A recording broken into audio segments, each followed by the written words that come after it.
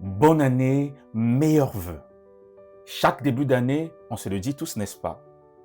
Et puis très vite, la réalité reprend le dessus.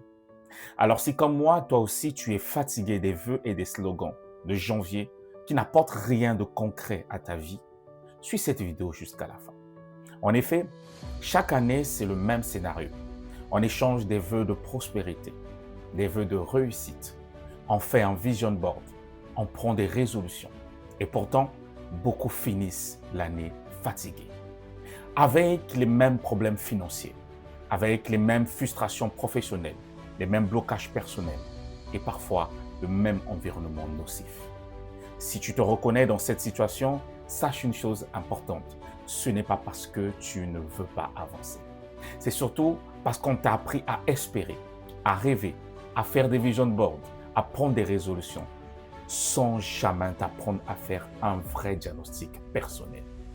Ici, lorsque je parle de diagnostic, je ne fais pas allusion au fameux bilan de fin d'année qu'on fait souvent de façon mécanique pour se rassurer.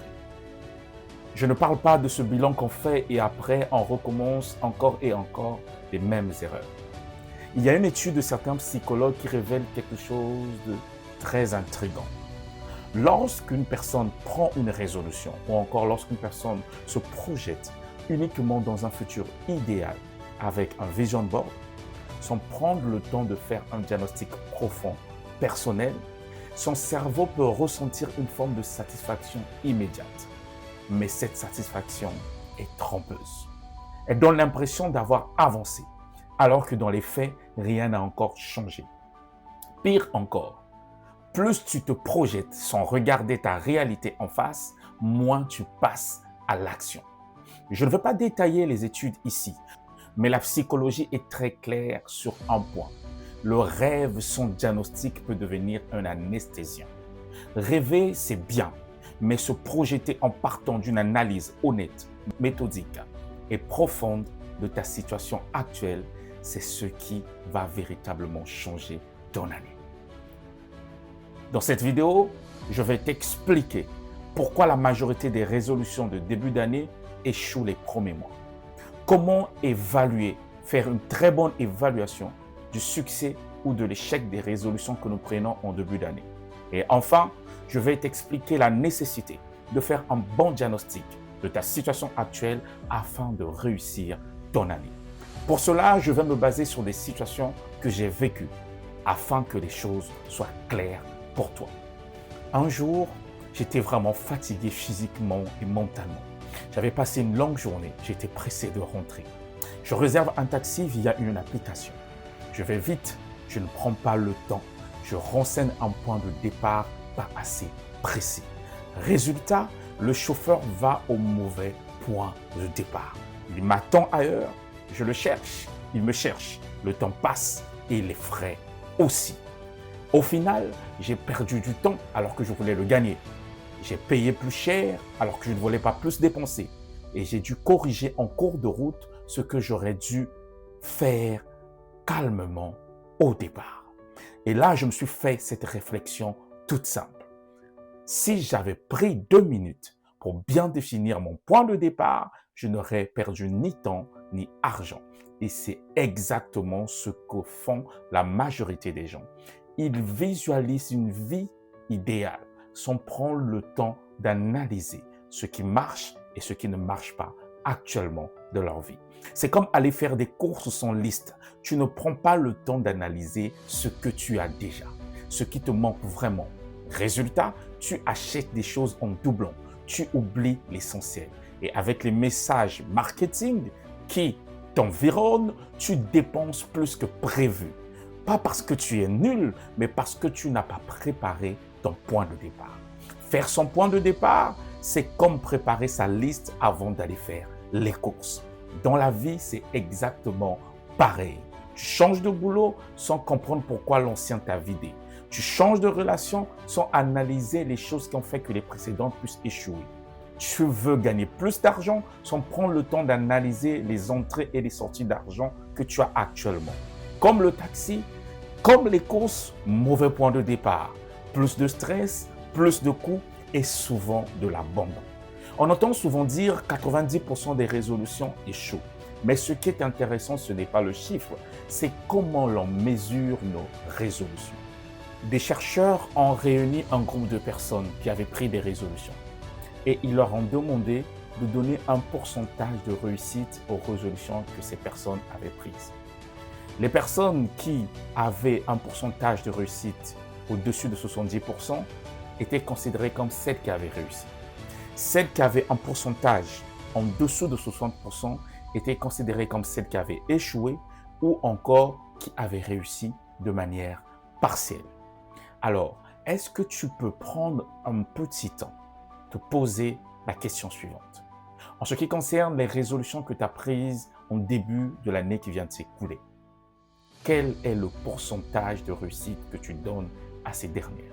Si tu n'es pas capable de donner un pourcentage, ou encore s'il est en dessous de 60%, sache que tu n'as pas réussi tes résolutions. Ce que je viens de te dire, ce n'est pas certes une vérité absolue, mais au plus profond de toi, tu sais ou tu peux dire si réellement tu as réussi tes résolutions de l'année dernière ou pas. La vérité, c'est qu'on rêve mieux quand on se regarde en face. Un vrai point de départ, ce n'est pas une motivation, c'est un diagnostic. Où j'en suis vraiment en chiffres, où j'en suis sur le plan émotionnel, où j'en suis dans la gestion de mon temps, de mes relations, où j'en suis sur le plan financier, sur le plan professionnel. Ce que je suis prêt à changer dans les 90 jours à venir. Ce que j'ai déjà essayé sérieusement pour que les choses changent dans ma vie et que j'atteigne mes objectifs. Sans ça, tu refais comme moi avec le taxi. Tu te précipites à vouloir atteindre un objectif sans prendre le temps de noter le bon point de départ. Tu perds du temps, tu perds de l'argent, tu perds de l'énergie. C'est pourquoi, si tu veux arrêter de te raconter des histoires et faire un bilan, un vrai bilan, pas mécanique, j'ai préparé un document de diagnostic complet, personnel, professionnel, financier, énergétique. Tu peux l'obtenir gratuitement via le lien dans le descriptif. En cliquant sur ce lien, tu vas intégrer un groupe dans lequel tu recevras mes réflexions, mes conseils, des outils concrets pour y voir clair. Tu vas intégrer une communauté des personnes qui partagent les mêmes objectifs que toi, des personnes qui veulent construire leur liberté comme toi, des personnes qui ont décidé de se réunir ensemble afin de se challenger mutuellement. Prends le temps de remplir sérieusement ce document comme l'adresse pour le taxi. Parce que bien partir, c'est déjà économiser du temps, de l'énergie et de l'argent. Et maintenant, si tu fais partie de ceux qui se disent « Ok, cette année, je veux vraiment tenir mes résolutions », alors là, j'ai créé une application. Je te parle de l'application MIA. J'ai créé cette application avec un but précis. Le but ici, c'est de te permettre de poser ton intention du jour, choisir tes vraies priorités, vider ta charge mentale, faire un rituel chaque matin, ce que tu dois faire de ta journée, faire le point le soir, ce qui a marché, ce qui n'a pas marché, les 3 principales tâches importantes que tu dois effectuer le lendemain, gérer tes finances, savoir analyser les entrées, les sorties, les dettes, les prélèvements, ne plus avoir de charge mentale par rapport à la gestion de tes finances. Et pour ceux qui sont en auto-entreprise, cette application vous permettra de suivre votre activité financière, de ne pas dépasser les seuils, de savoir ce que vous devez payer en ce qui concerne l'URSSAF, en ce qui concerne la TVA. Alors, si toi aussi, tu veux que cette année soit une année où tu atteins tes résolutions, je t'invite à cliquer sur le lien dans le descriptif, à remplir le document et à voir ta situation en face. Deuxièmement, si tu veux aller plus loin, crée ton compte sur l'application, c'est gratuit. Tu n'auras pas besoin de mettre une carte bancaire, tu pourras accéder à l'application pendant 7 jours. Et n'oublie pas une chose, abonne-toi, like, commente et partage. On se donne rendez-vous à la prochaine vidéo. Une fois de plus, je te dis bonne année, mais je te dis une bonne année avec des résolutions qui seront tenues.